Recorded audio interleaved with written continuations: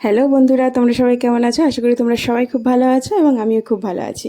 বন্ধুরা দেখো, আমি আজকে চলে এসেছি তোমাদের সঙ্গে নতুন একটা রেসিপি শেয়ার করতে। সেটা হলো কি ব্রোকলির সবজি। তো দেখো তার জন্য আমি কী নিয়ে নিয়েছি।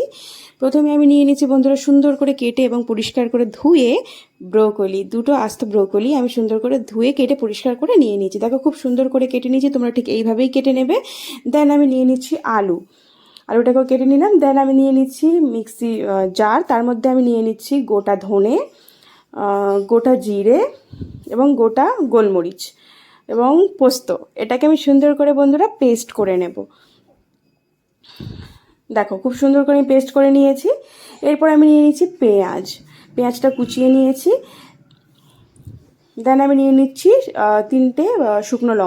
চারটে শুকনো লঙ্কা। এরপর আমি পেঁয়াজ এবং শুকনো লঙ্কাটাকে সুন্দর করে পেস্ট করে নেব। দেখো পেস্ট করে নিয়েছি। এরপর আমি নিলাম একটা কড়াই, তার মধ্যে দিয়ে দিচ্ছি আমি সরিষার তেল। এর মধ্যে বন্ধুরা আমি দিয়ে দিচ্ছি ব্রোকলিটাকে সুন্দর করে আমি ফ্রাই করে নেব বন্ধুরা। খুব একটা হাই ফ্লেমে না, মিডিয়াম টু লো ফ্লেমে এটাকে আমি ফ্রাই করব এবং সুন্দর করে 4 থেকে 5 মিনিট আমি ফ্রাই করব। এটা একটু নরম নরম ব্যাপারটা চলে আসবে। দেখো খুব সুন্দর করে আমি এটাকে ফ্রাই করেছি, অনেকটাই নরম নরম ব্যাপারটা চলে এসছে। এরপর আমি এটাকে তুলে নেব।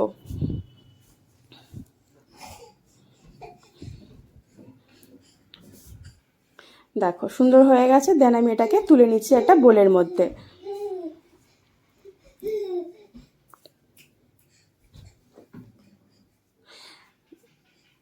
দেখো তুলে নিলাম। দেন আমি ওই সেম কড়াইতে দিয়ে দিচ্ছি আমি সরিষার তেল, দিয়ে আমি তার মধ্যে দিয়ে দিচ্ছি হিং। এরপর দিয়ে দিচ্ছি আমি পেস্ট করে রাখা পেঁয়াজ এবং শুকনো লঙ্কা।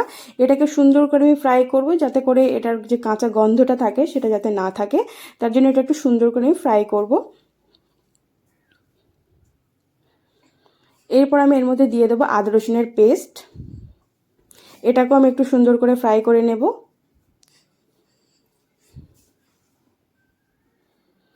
এরপর আমি দিয়ে দেবো যে মশলাটা বানিয়ে রেখেছিলাম সেই মশলাটা। এটাও সুন্দর করে আমি একটু ফ্রাই করব।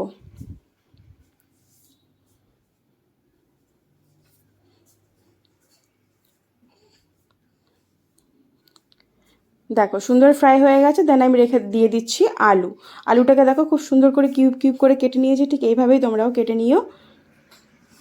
এরপর আমি যে মশলাটা করেছিলাম সেম বাটিতে ওই জলটাই ধুয়ে আর কি আমি দিয়ে দিলাম।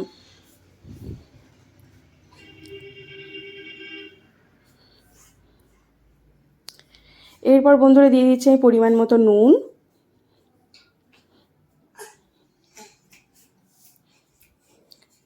একটু হলুদ। বন্ধুরা এখানে আমি গুঁড়ো লঙ্কা ইউজ করছি না, কারণ এখানে আমি শুকনো লঙ্কা দিয়ে দিয়েছি। আমি খুব বেশি চিলি করছি না। তো যারা লঙ্কা পছন্দ করো একটু গুঁড়ো লঙ্কা অ্যাড করতে পারো, যে যেমন লঙ্কা পছন্দ করো। তো আমি এখানে গুঁড়ো লঙ্কা ইউজ করিনি, অনলি শুকনো লঙ্কার পেস্ট ইউজ করেছি। দেন আমি দিয়ে দিচ্ছি ভেজে রাখা ব্রোকলি।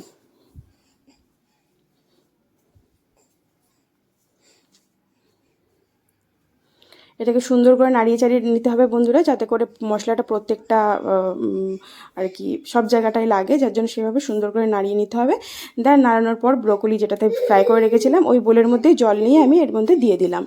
দেখো জলটা আমি আমার অল্প করেই দিয়েছি, খুব বেশি দিইনি। দিয়ে এটাকে আমি চাপা দিয়ে দিয়ে রান্না করব, যাতে করে আমার ব্রোকলি এবং আলুটা সিদ্ধ হয়ে যায়। দেখো ভালো করে নাড়িয়ে নিলাম। এবার আমি এটাকে বন্ধ করে দেব।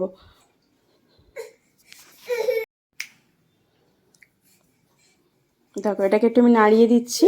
দেখো আলুটা সিদ্ধ হলো না, আমি দেখেই নিলাম আলুটা সিদ্ধ হলো না। এটাকে আবার আমি চাপা দিয়ে দেব। দেখো জলটা অনেকটাই কমে এসছে। এরপর আমার ব্রোকলি এবং আলুটা একদমই সিদ্ধ হয়ে গেছে। দেখো কত সুন্দর সিদ্ধ হয়ে গেছে।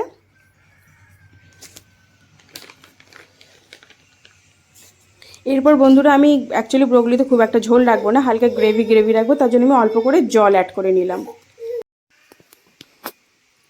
দেখো সুন্দর করে আমি এটাকে নাড়িয়ে নিচ্ছি। এই জলটা বন্ধুরা যেই ফুটে উঠবে আমি এটাকে নামিয়ে নেব। দেখো সুন্দর করে আমার ঝোলটা গ্রেভিটা ফুটে উঠেছে। আমি এবার এটাকে নামিয়ে নেব। একদম সুন্দরভাবে সিদ্ধ হয়ে গেছে আমার ব্রোকলি এবং আলুটা।